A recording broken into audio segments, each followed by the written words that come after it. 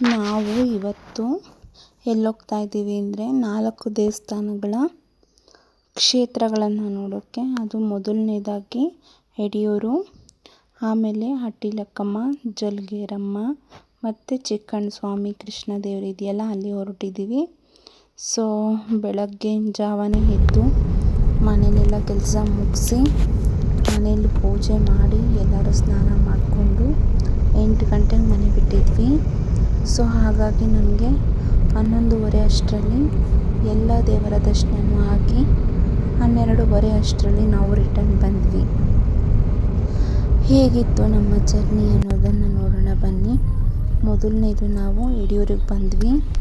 ಯಡಿಯೂರಲ್ಲಿ ಯಾವುದೇ ರೀತಿ ರಶ್ ಇರಲಿಲ್ಲ, ತುಂಬ ಚೆನ್ನಾಗಿ ದರ್ಶನ ಆಯಿತು. ದೇವರನ್ನು ಕಣ್ಣು ತುಂಬ ನೋಡಿದ್ವಿ, ಮಕ್ಕಳು ಅಷ್ಟೇ ನೋಡಿದ್ರು. ತುಂಬ ಚೆನ್ನಾಗಿತ್ತು ದೇವಸ್ಥಾನದ ಅಲಂಕಾರ, ದೇವರಿಗೂ ಅಷ್ಟೇ ಚೆನ್ನಾಗಿ ಅಲಂಕಾರ ಮಾಡಿದರು.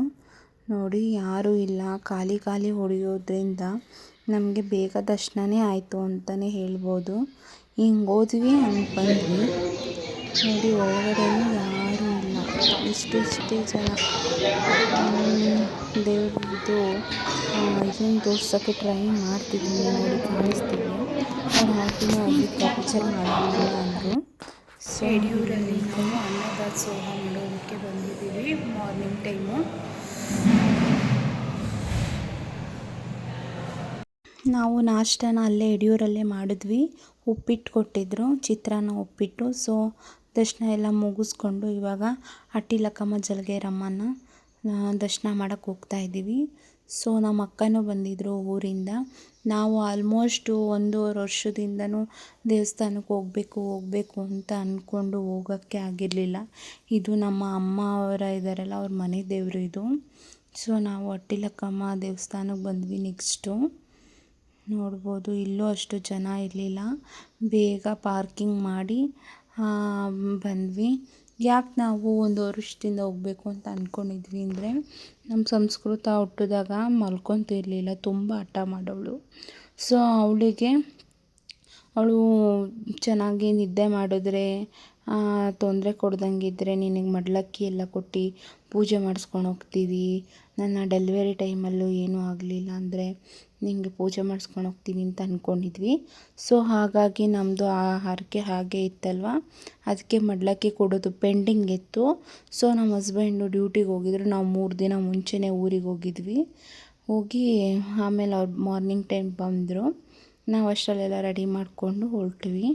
ಅಪ್ಪ ಮಗಳು ಪೂಜೆ ಮಾಡ್ತಿದ್ದಾರೆ ಈಚೆಗಡೆ ನೋಡಿ. ಅವಳಿಗಂತೂ ತುಂಬ ಇಷ್ಟ ಪೂಜೆ ಮಾಡೋದೆಲ್ಲ. ಸೊ ಎಲ್ಲ ಲೈವ್ ವೀಡಿಯೋದೆಲ್ಲ ಕೇಳ್ತಾ ಇದ್ದಾರೆ, ಯಾಕೆ ದಪ್ಪ ಇದ್ದೀರಾ ನೀವು ಅಂತ. ಸೊ ನಾನು ದಪ್ಪ ಆಗಿರೋದು ಕಾರಣ ನಾನು ಪ್ರೆಗ್ನೆಂಟ್, ಸೊ ಅದಕ್ಕೋಸ್ಕರ ದಪ್ಪ ಆಗಿದ್ದೀನಿ. ಸೊ ನಾನು ನಾರ್ಮಲ್ ವೆಯ್ಟಿಗೆ ಬರೋಕ್ಕೆ ಇನ್ನೂ ತುಂಬ ಟೈಮ್ ಆಗುತ್ತೆ, ನಾನು ಡೆಲಿವರಿ ಎಲ್ಲ ಮುಗಿಬೇಕು. ಸೊ ಸದ್ಯಕ್ಕೆ ಹೀಗೆ. ನೆಕ್ಸ್ಟು ಇಲ್ಲಿ ಪೂಜೆ ಮುಗಿಸ್ಕೊಂಡು ನೆಕ್ಸ್ಟು ಹೊರಟ್ವಿ. ಇಲ್ಲಿ ಹೊರಟಿ ದೊಡ್ಡಮ್ಮ ಚಿಕ್ಕಮ್ಮ ಅಂತ ಇದೆಯಲ್ಲ, ಅಲ್ಲಿಗೆ ಹೋದ್ವಿ ಜಲಗೇರಮ್ಮಂಗೆ. ಜಸ್ಟ್ ಹೋದ್ವಿ, ಪೂಜೆ ಮಾಡಿಸಿದ್ವಿ, ರಶ್ ಇರಲಿಲ್ಲ, ಬೇಗ ದರ್ಶನ ಆಯಿತು. ಬೇಗನೆ ಆಗೋಯ್ತು 5 ನಿಮಿಷದಲ್ಲಿ. ನೋಡಿ ಇದು ದೊಡ್ಡಮ್ಮ ಚಿಕ್ಕಮ್ಮ ಅಂತ ಜಲಗೇರಮ್ಮ ದೇವಸ್ಥಾನ.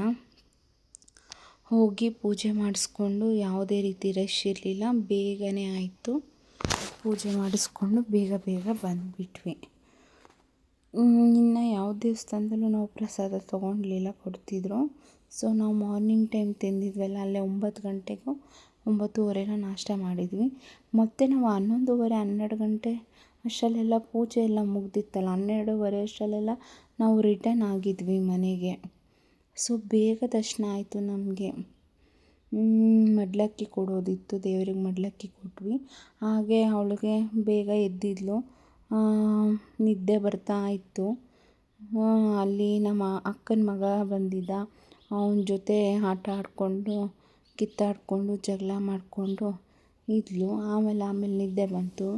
ಆಮೇಲೆ ಬಂದು ಮಲಗೋದು ಹೇಳೋದು ಹೀಗೆ ಮಾಡ್ತಾನೆ ಇದ್ಲು. ಎಲ್ಲೋದ್ರೂ ದರ್ಶನ ಎಲ್ಲ ಚೆನ್ನಾಗಾಯಿತು. ಅವಳು ಅಷ್ಟೇ ಕಿರಿಕಿರಿ ಮಾಡೋದು ಎಲ್ಲ ಮಾಡಲಿಲ್ಲ. ಅವ್ರ ಅಣ್ಣನ ಜೊತೆ ಚೆನ್ನಾಗಿ ಆಟ ಆಡ್ಕೊಂಡಿದ್ಲು. ನೆಕ್ಸ್ಟ್ ಇದು ನಾವು ಚಿಕ್ಕಣ್ಣ ಸ್ವಾಮಿಗೆ ಬಂದ್ವಿ. ಇಲ್ಲಿ ಸ್ವಲ್ಪ ಜನ ಇದ್ದರು, ಜನ ಇರಲಿಲ್ಲ ಅಂದರೆ ಇದ್ದರು ಅಂದರೆ ಯಾಕೆಂದರೆ ಮೂವ್ ಆಗ್ತಾ ಇರಲಿಲ್ಲ ಜನ.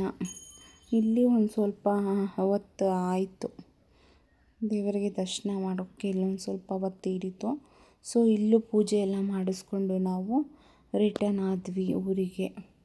ರಿಟರ್ನ್ ಹೋಗ್ತಾ ಇದ್ದೀವಿ ನೋಡಿ. ಹಾಗೆ ಒಂದು ಸತ್ಯನಾರಾಯಣ ಪೂಜೆ ಇತ್ತು, ಅಮ್ಮವ್ರನ್ನೆಲ್ಲ ಊರಿಗೆ ಬಿಟ್ಟು ಅಕ್ಕವ್ರನ್ನೂ ಅಷ್ಟೇ, ಅಕ್ಕ ಬಸ್ ಹತ್ಕೊಂಡು ಹೋದರು. ಸೊ ನಾವು ಒಂದು ಸತ್ಯನಾರಾಯಣ ಪೂಜೆ ಮುಗಿಸ್ಕೊಂಡು ಇವಾಗ ಸಂಜೆ ಈವ್ನಿಂಗ್ 6 ಗಂಟೆ ಆಗಿದೆ, ನಾವು ರಿಟರ್ನ್ ಮನೆ ಕಡೆ ಹೊರಟಿದ್ದೀವಿ. ಸೊ ಹೀಗಿತ್ತು ನಮ್ಮ 4 ಕ್ಷೇತ್ರಗಳ ದರ್ಶನ.